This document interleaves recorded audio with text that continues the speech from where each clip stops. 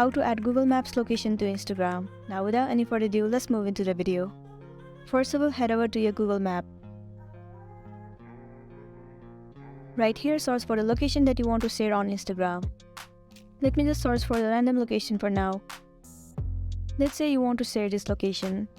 Here, swipe left and you'll get to see the option of share. Tap on it. Tap on more. You need to copy the link, so tap on copy. Now go back and head over to your application Instagram. Tap on your profile at the bottom right corner. And then tap on edit profile. Right here you'll get to see the option of add link. Tap on it. And then here tap on add external link. Inside URL, paste the link that you have just copied from Google Map. But make sure you remove the name of the location from right here. Once you are done, tap on this icon at the top right corner. In order to take it out, go back and head over to your profile. There you go, the Google Maps location has been added to your Instagram successfully.